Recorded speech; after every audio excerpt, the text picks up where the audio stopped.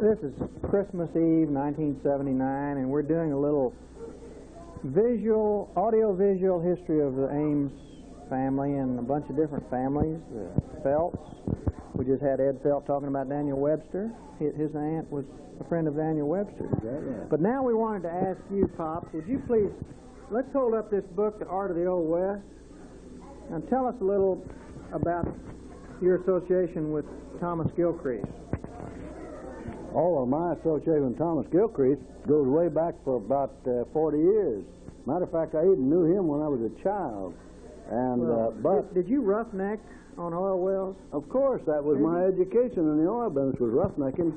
When I went to law school, my father came down there one day and said, "Law school? What are you taking law for?"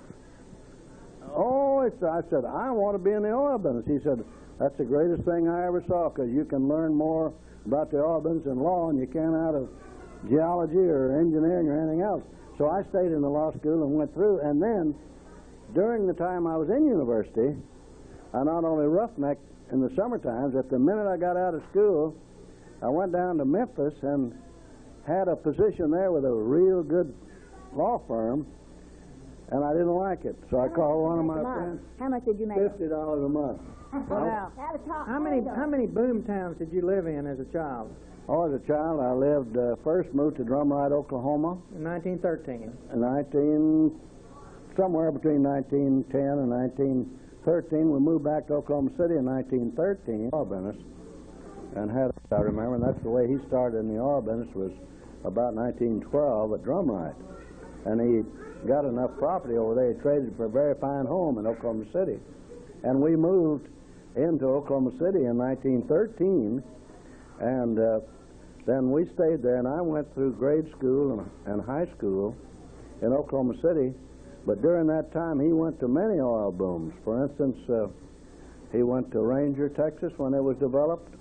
He went to several others. And Desdemonia, how about Desdemonia, Arkansas? No, that was later. After I went to, then we lived, one year I was in high school in Cisco. Then we went back to Oklahoma City, West Texas.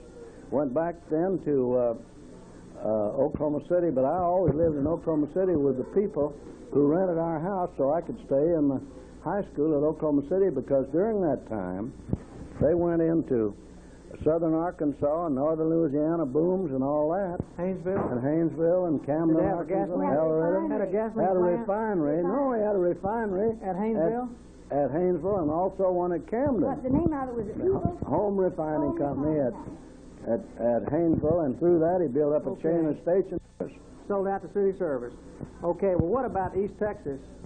Well, in 1930, and my father had a refinery at Seminole, Oklahoma, at Wadewater, and he didn't have any money, but I was working and had money. I'd roughnecked about 16 months, 12 hours a day, and I had a lot of money. I had almost $1,000 in cash. Well, did you get all in that fire in that refinery in Gladewater?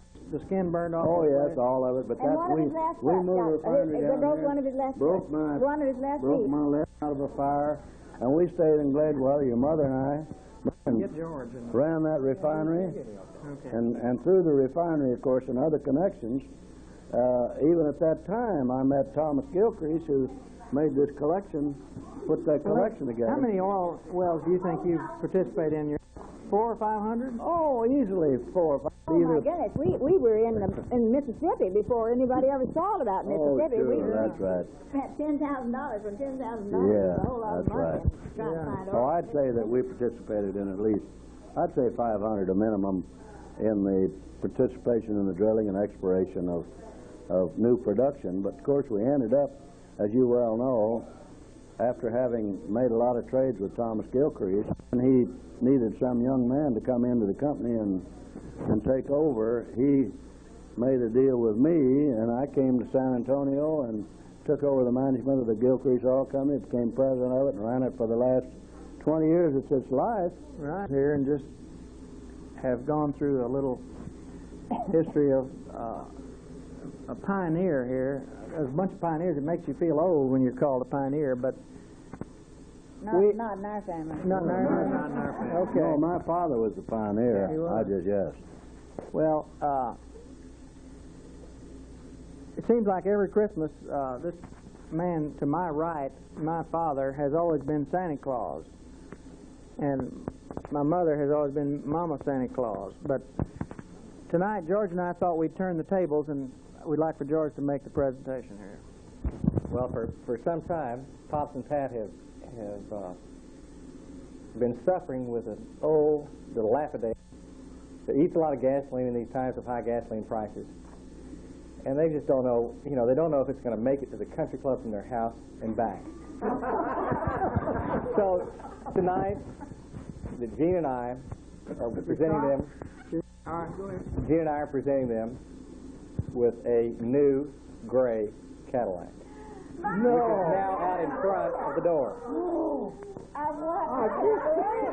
can't believe it. This is something that Pops has done to us and to other members of his family for many years, and it's a great pleasure that we can turn the table. Thank you, George. That's a great Christmas. Thank you. Surprise, surprise. Surprise. What's that about the front door?